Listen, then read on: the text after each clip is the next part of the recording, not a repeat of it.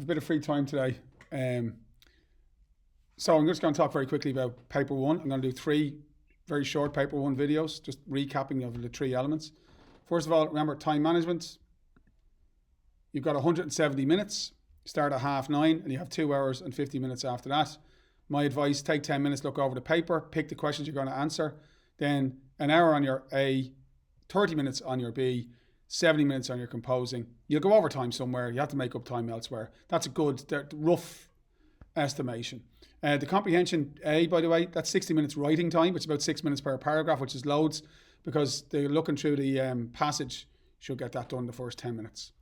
Okay, now let's talk about the A really quickly. Not going to do the marking scheme, have that done already. Come on. Okay, so the A, remember, you can go up to 70, but 60 should be enough. It's a critical analysis task, so you have to read a passage and write answers based on responses to the stimulus statements in the questions.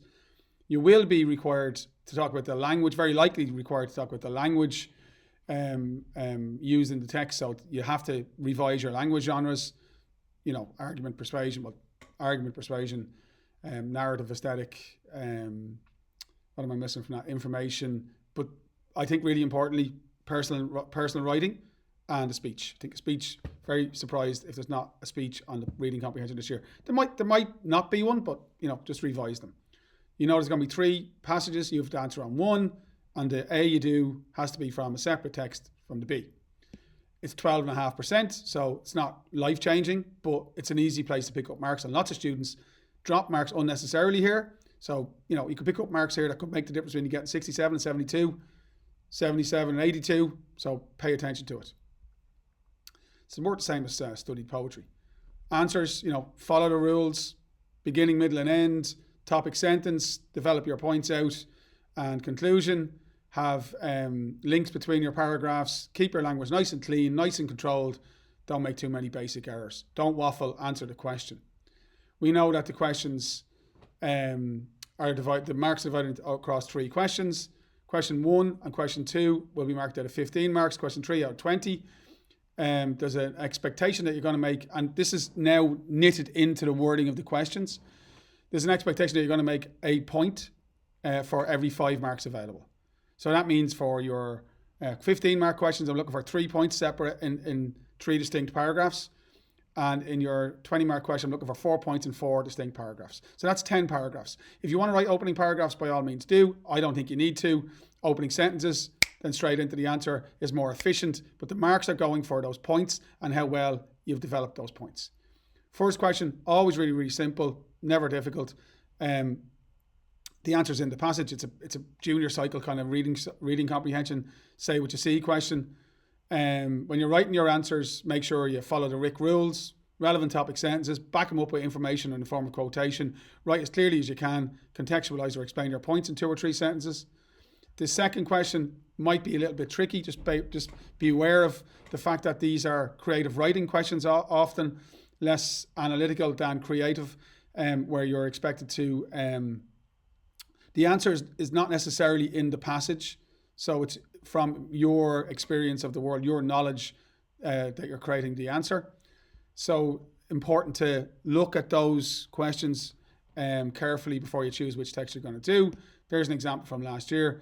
To what extent do you agree with Uncle Amir's view that making money is an important consideration when choosing a course to study in college? Obviously, you can refer to the passage and what Uncle Amir says, but then there's obviously an expectation that you're going to come up with other points that are from your perspective. So that's creative writing. A lot of people struggled with that question last year. A lot of people chose to do that passage as their question A, and that's where they drop marks. So just be careful.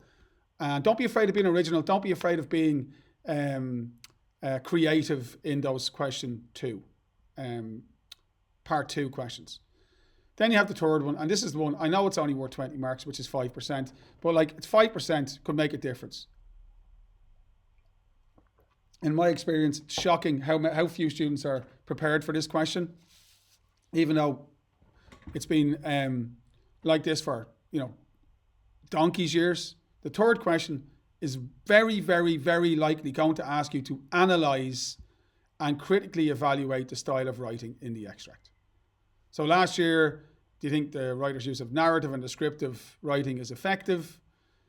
Do you think that the writer's use of personal and informative writing is effective? Do you think that the writer's use of persuasive and informative writing is clear and engaging, which is just another way of saying effective? So in other words, you've got to be able to look at a passage and say, okay, well, I know the features of narrative writing, and I know how to explain why that's a good example of characterization or set and description or an engaging opening, whatever.